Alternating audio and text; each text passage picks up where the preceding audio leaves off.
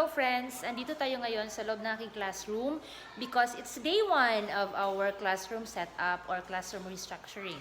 So according to the Department Order 21 Series 2023, the classroom walls and the schools in general must remain free from unnecessary clutter or unnecessary posters like tarpaulins and other student artworks. So for day 1, we will do Operation Baklas. Baklasin natin ang mga unnecessary posters na yan. So, meron na tayong mga iilang posters na natanggal na, no? Tinanggal ng ating mga estudyante.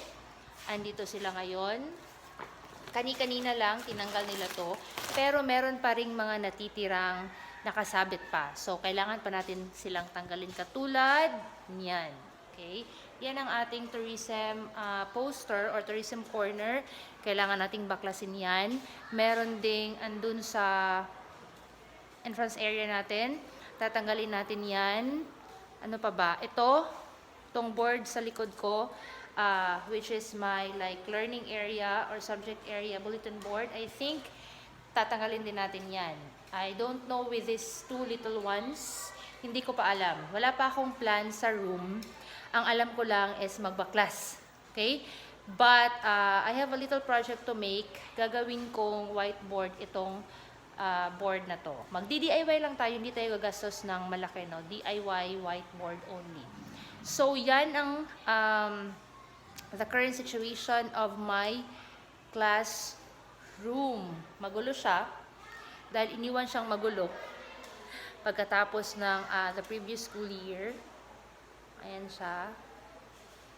So, tingnan natin kung anong magagawa natin sa classroom na to. So, again, welcome to day 1 of classroom setup! Okay, baka magtaka kayo kung bakit may malaking salamin sa aking classroom. Baka sabihin yung ito ay isang salon. Hindi po.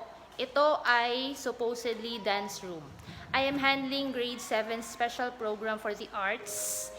Ang room na ito ay supposed to be dance room, no? Pero kulang sa classroom.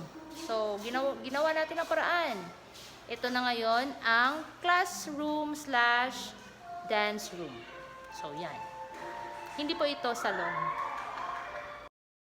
At yun na nga, sinimulan natin ang pagtanggal ng ating mga Christmas decorations. Ito ay nung nakaraang taon pa. Ngayon lang natanggal. Christmas decorations na nakalagay sa ating board. So, yan. Tanggalin natin. Okay. Ang dami pa. Kaya matatapos ito. Tanggalin natin ang mga Christmas decorations. Diyos ko, ang tagal. Ma'am. Ang tagal mo, ma'am.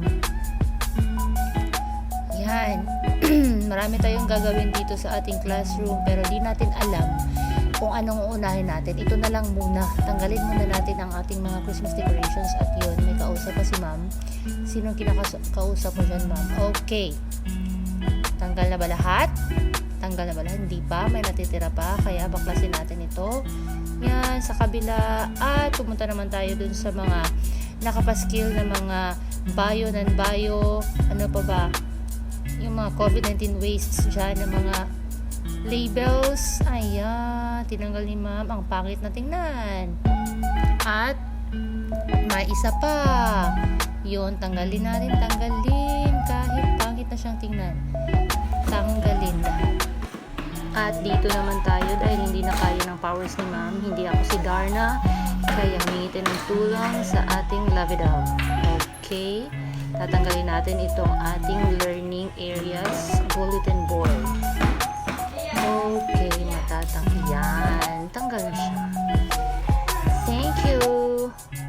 At andito na naman tayo sa kabilang bulletin board. Itong maliit na ito na nasa harapan ng